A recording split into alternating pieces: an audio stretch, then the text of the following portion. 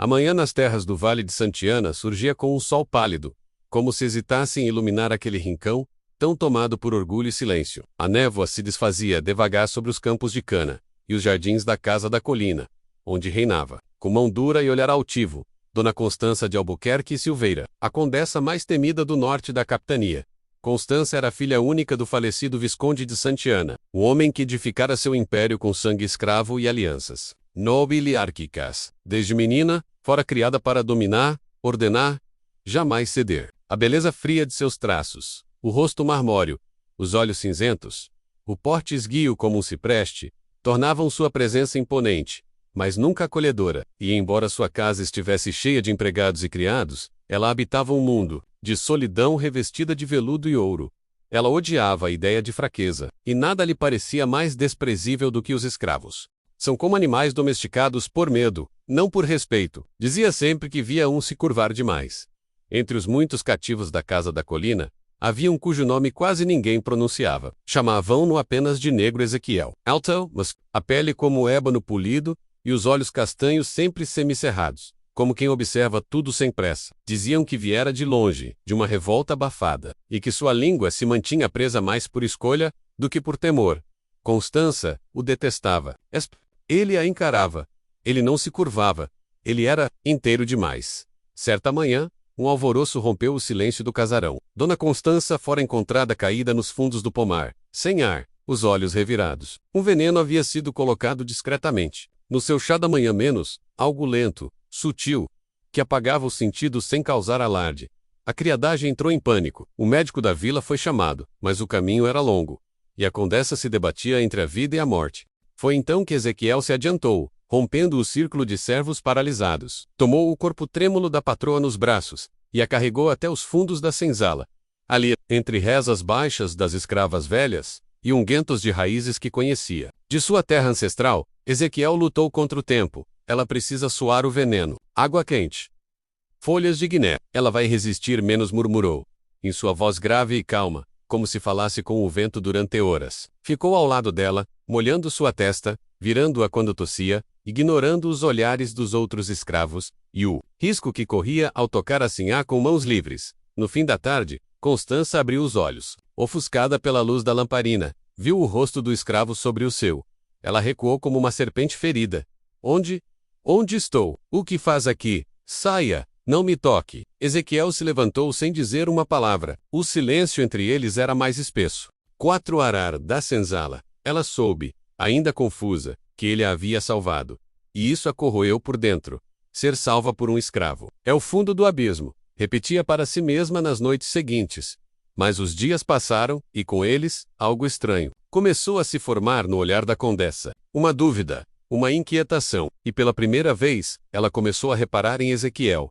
Na firmeza de seus passos, na paciência de seus gestos, no respeito que os outros escravos lhe prestavam mesmo sem palavras. Mas a sociedade, essa fera invisível e cruel, começava a cochichar. Como souberam que ela passara a noite na senzala? Como o escravo teve a ousadia de tocá-la? E assim, a humilhação veio, não pelas mãos de Ezequiel, mas pelas da própria nobreza. Seu primo, o arrogante barão de Resende, veio da capital com a ordem do conselho de família. Constança seria levada à corte para tratamento dos nervos, pois falava demais sobre escravos. Você enlameou o nome do Silveira. Constança. Um escravo te tocou. Isso, jamais será esquecido. Ezequiel, mesmo em silêncio, viu quando ela foi levada pelos guardas do barão. Não houve agradecimento, não houve despedida. Mas houve algo em seu olhar, algo que ele reconheceu. Era medo. E pela primeira vez em sua vida, Constança sentia o gosto amargo da impotência. Menos aquela que só os escravos conheciam tão bem. O trem da corte partiu ao entardecer, levando Constança em um vagão reservado, mas sem qualquer luxo. A viagem até a capital do império duraria 2 dias. Tempo suficiente para que sua humilhação se espalhasse como fumaça em brasa. Na estação, o barão de Resende instruíra os criados a não se aproximarem demais da condessa. Tix, sentir o que é a vergonha, dissera, sorrindo com o canto dos lábios. Constança, acostumada aos salões dourados da aristocracia, via-se agora tratada como uma doente incômoda menos isolada. Vigiada, murmurada. Já não era a senhora da casa da colina, mas sim a nobre enlouquecida pelo escravo. Ao chegar à capital, foi enviada a um convento clínica, dirigido por freiras que tratavam mulheres histéricas, mas que, na verdade, funcionava como prisão social para as damas caídas em desgraça. Ali, o luxo dava lugar ao silêncio. O quarto era frio, o colchão fino, e as roupas substituídas por vestidos ásperos de algodão escuro. Havia regras: orar 3 vezes ao dia, escrever reflexões sobre humildade, e jamais mencionar escravos. A condessa resistiu no início. Tentou escrever ao bispo, ameaçar processos, invocar o nome de sua família, mas suas cartas jamais eram entregues. Seu mundo se reduziu a uma cela com janela gradeada e um espelho rachado. Enquanto isso, na casa da colina, o clima se transformava, com Constança ausente. O barão de Resende assumiu a administração da fazenda, impondo-ma a todos. Brutais de produção, os escravos, antes tratados com distância altiva por Constança, agora enfrentavam açoites, grilhões e castigos coletivos. As senzalas tornaram-se locais de gemido e revolta. Mas Ezequiel, silencioso como sempre, começou a se movimentar. Falava com os anciãos, organizava vigílias, protegia os mais jovens, e aos poucos, ganhou não apenas respeito, mas lealdade. Sob sua liderança velada, a senzala se tornava outro corpo, um corpo que respirava junto, que sentia a mesma dor, que aguardava o momento certo para agir. Foi durante uma tarde de tempestade que uma escrava, chamada Ana, veio até ele com um bilhete escondido sob o lenço da cabeça. Era uma carta da própria condessa: a quem lê, se é Ezequiel, saiba que estou viva. Se é outro, rasgue esta folha. Preciso falar com ele, preciso entender. Ele salvou minha vida. Por quê? Ezequiel leu as palavras devagar. Sua expressão. Mas por dentro, algo tremeu. Enquanto isso, no convento clínica, Constança sofria não apenas com as regras, mas com os próprios pensamentos. Pela primeira vez, olhava para si com honestidade. Recordava sua infância, o desprezo, que aprendeu a cultivar, o medo que disfarçava com superioridade. E recordava, sobretudo, os olhos de Ezequiel sobre ela. Não eram olhos de servo, eram olhos de alguém que via além do título, da beleza, da pose. Num dos exercícios impostos pelas freiras, ela escreveu: há um homem que me viu como sou, e não virou o rosto, nem me feriu. Ele me salvou quando eu o tratava como lama. Eu não sei seu passado, mas hoje, daria tudo para entender o que há dentro dele. No mesmo convento, havia uma noviça jovem, chamada Irmã Luísa, que lia as reflexões. Tocada pelas palavras de Constança, ela quebrou o protocolo. Na calada da noite, roubou o endereço, escrito em papel dobrado, e enviou uma carta clandestina a Santiana. 2 meses depois, a resposta chegou: Iradu Ezequiel. Você quer saber por quê? Porque mesmo humilhado, eu ainda acredito na vida. Porque vi você mais próxima da morte do que da arrogância. E naquele instante, você era apenas humana. E isso, dona Constança, era belo. Constança leu a carta. Com os dedos trêmulos. Pela primeira vez, chorou. Mas a redenção tem preço. No mesmo dia, as freiras descobriram o ato da noviça. Irmã Luísa foi expulsa. Constança foi posta em isolamento, agora considerada desviada. E mais uma vez, a dama caiu. Mas desta vez, ela caiu sabendo que alguém havia com verdade. E esse alguém era o homem que ela, por tanto tempo, acreditara inferior no fundo de sua cela de isolamento. Entre paredes brancas e frias, Constança começou a mudar. Não apenas em pensamento, mas em sua própria postura. Deixou de reclamar, parou de exigir, passou a observar. Viu as freiras como mulheres também aprisionadas, menos algumas pela fé, outras por medo. Reparou na cozinheira muda que sorria com os olhos, nas irmãs que rezavam sem acreditar, e principalmente, em si mesma, que começava a perceber o quanto de sua força vinha do orgulho, e não da verdade. Ao mesmo tempo, nas terras da Casa da Colina, a semente da revolta brotava em silêncio. Ezequiel já não era apenas respeitado, era seguido. Criou-se um código entre os escravos. 3 toques no barril significava reunião. Uma pedra branca na entrada da senzala, alerta de perigo. Um canto entoado ao entardecer, anúncio de reunião oculta. O barão de Resende notava que algo mudara. Seus capatazes avisavam que os negros estavam estranhamente calmos, e isso o apavorava. Ezequiel, no entanto, não buscava guerra. Ele buscava tempo. Havia recebido uma segunda carta da noviça expulsa, Irmã Luísa, agora escondida num convento no interior, avisando que Constança estava sendo movida para um hospital psiquiátrico, onde nobres desobedientes morriam de forma conveniente. Diante disso, ele sabia. Tinha que tirá-la de lá. Na senzala, com a ajuda de um antigo escravo chamado Elias, que já servira como cocheiro, e conhecia as estradas da capital. Traçaram um plano. Fingiriam um transporte de carga especial para a igreja da corte, com autorização falsa. Seriam 3 escravos, vestidos como criados de confiança. O cavalo mais forte levaria uma carroça vazia, que na volta carregaria uma nobre sequestrada para ser salva. O plano foi posto em marcha. Enquanto isso, Constança, no hospital esconderijo, vivia dias de quase tortura. Lá, os métodos incluíam sangrias, banhos gelados e orações de contenção. Começaram a dopá-la. Tentavam apagar dela qualquer vestígio de pensamento próprio. Mas ela lutava, em sonhos, revia os olhos de Ezequiel. Lembrava suas mãos, firmes mas compassivas. A imagem dele se tornava um farol dentro da loucura imposta. E num dos dias mais sombrios, ela sussurrou para si mesma: se eu sair viva daqui, juro que nunca mais serei senhora de ninguém. Mas companheira, na noite combinada, a carroça chegou ao portão lateral. A desculpa era um carregamento de imagens sacras da igreja. O porteiro, embriagado e desatento, liberou a entrada. Ezequiel desceu primeiro. Estava irreconhecível. Roupas limpas, barba feita, olhar de servo treinado, mas os olhos ainda eram os mesmos. Entrou nos corredores escuros, com Luísa como guia, agora disfarçada como lavadeira. Chegaram ao quarto de Constança. Ela dormia, dopada. Acorde, minha senhora, sussurrou Luísa. Ele está aqui. Constança abriu os olhos. Quando viu Ezequiel, a alma pareceu voltar ao corpo. É real?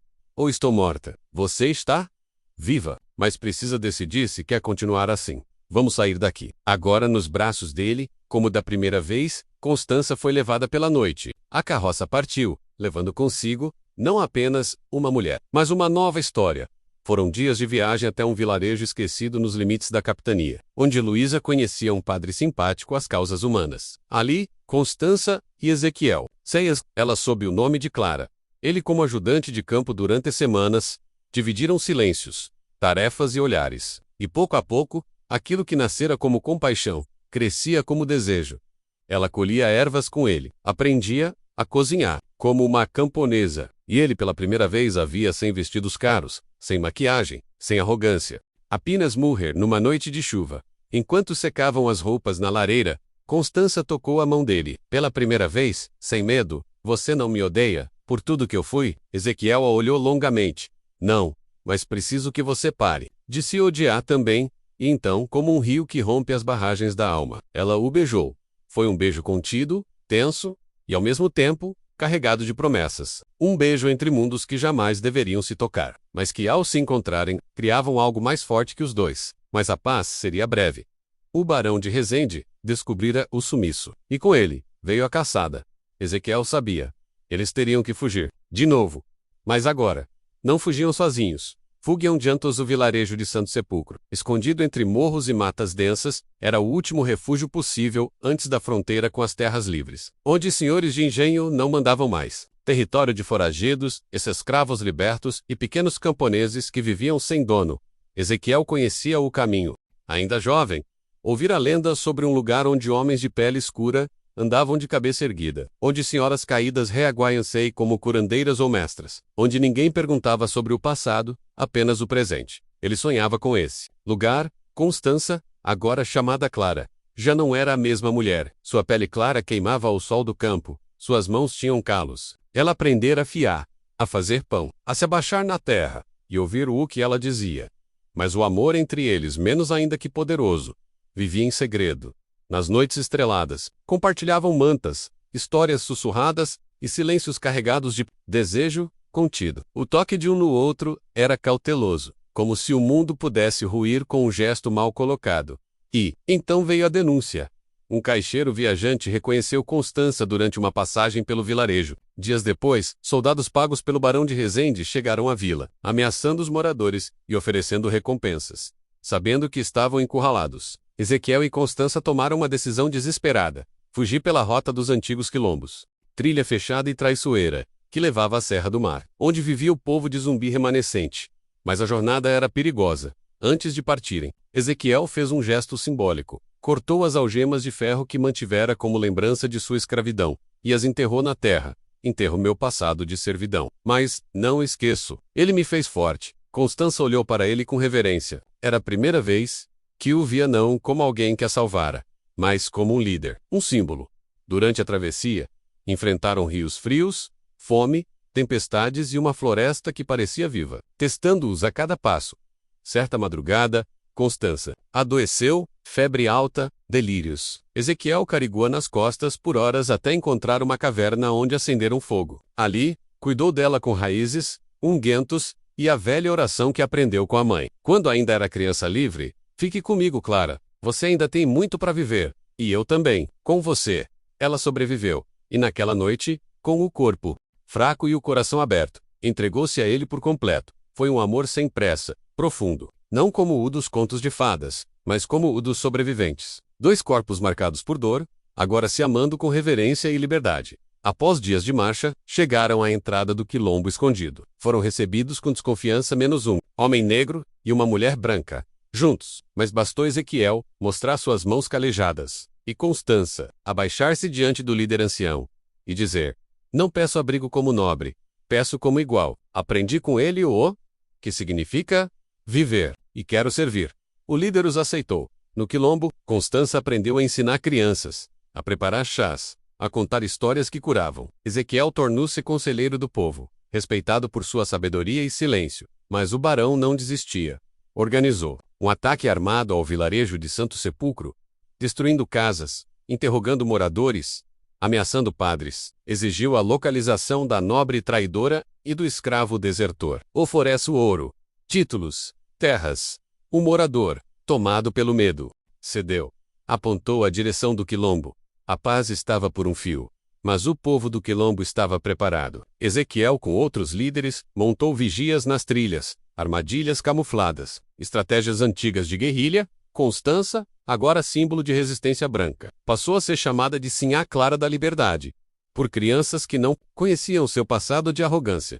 Ela sabia, sua nova vida dependia de uma escolha radical. E foi então que decidiu escrever uma carta final ao barão de Resende. Não fujo mais porque temo, fujo porque escolhi não pertencer ao mundo que você representa. Se vier, traga suas armas. Mas saiba que aqui, encontrará pessoas que sabem lutar, não com espadas, mas com a alma livre. Não sou mais sua prima. Sou filha da terra e do homem que vocês tentaram esmagar. Ele é meu igual, e me ensinou o que é ser humana. A carta foi enviada com um menino esperto, que a deixou na casa do barão, e fugiu rindo. O que viria depois, ninguém sabia, mas a guerra batia à porta. E o amor deles, forjado no fogo do desprezo, teria que enfrentar o maior de todos os testes, a sobrevivência tantas vezes com a vida. Os dois se encararam. Você me tirou tudo, Ezequiel, e você nunca teve nada além do medo. Trocaram golpes. O barão tinha uma adaga, Ezequiel, uma lança quebrada. A luta foi brutal. Constança correu ao vê-lo ferido. Tentou intervir. O barão, ao ver os dois juntos, gritou: você, Sergipe, misturou a ele. Suja, infame! E naquele instante, Constança pegou a adaga caída e cravou-a no peito do próprio primo. Silêncio. O barão caiu, morto. Os soldados recuaram, apavorados. Fugiram pela mata, largando armas e orgulho no chão. A batalha terminou com o nascer do sol. O povo do quilombo chorava, cantava, se abraçava. Ezequiel foi carregado nos ombros. Ferido, mas vivo, Constança ficou ao lado dele o tempo todo. Levou suas feridas, costurou os cortes, e quando ele acordou disse: você me salvou da morte 2 vezes. A segunda, com o amor. E então, o milagre final aconteceu, naquela mesma semana, com apoio do padre fugitivo e cartas espalhadas pelos vilarejos. A história da condessa e do escravo virou lenda viva. Outros escravos fugidos começaram a chegar. Nobres falidos vinham pedir abrigo. Mulheres desfiguradas pela sociedade encontravam refúgio nas terras libertas. E, no centro de tudo, estavam eles dois. O povo ergueu uma pedra com inscrições feitas à mão. Aqui, onde o medo morria, nasceu o amor que desafiou a coroa. Mas a paz duraria? Ainda havia caçadores, senhores de engenho, padres fanáticos, mas agora havia também um povo desperto. Um amor inquebrantável, e a certeza de que, uma vez que o coração se liberta, ninguém mais o prende. 5 anos se passaram desde o dia em que o barão de Resende caiu diante da lança de sua própria prima. O mundo lá fora mudava devagar, o império oscilava, revoltas cresciam, e a escravidão já não parecia eterna. Mas no quilombo de Serra do Mar, uma revolução silenciosa já era realidade.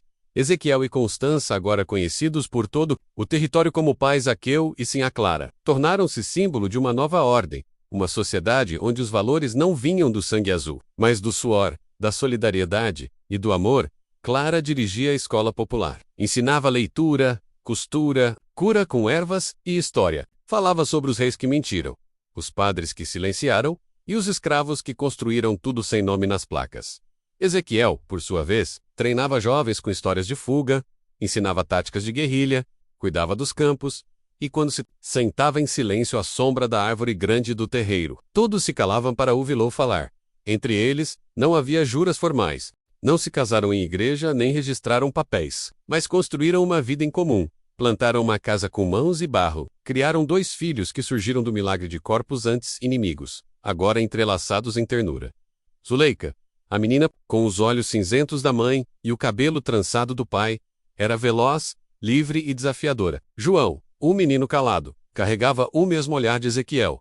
Firme, atento, profundo. Mas a paz ainda precisava de vigilância. O novo governador fora, indicado na capital. Havia promessas de repressão às comunidades ilegais e boatos de que tropas viriam do sul. O povo do Quilombo reuniu-se e discutiu, e decidiu.